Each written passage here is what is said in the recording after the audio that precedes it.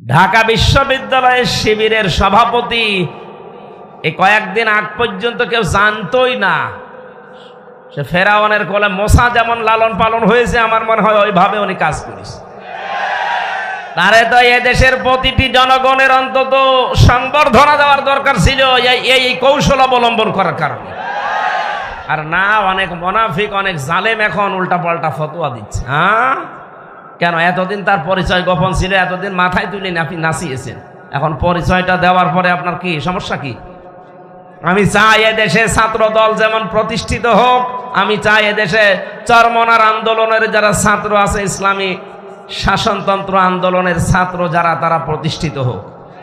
আমি ওইভাবে, আমার মন উদার, এজন্য চাই ইসলামী ছাত্র শিবির এদেশে ওইভাবে প্রতিষ্ঠিত হোক। আমার তো ছেলে নেই, আমার মেয়ে আছে। আমি চাই আমার মেয়েদেরকে মানুষের মতো মানুষ করার জন্য একটা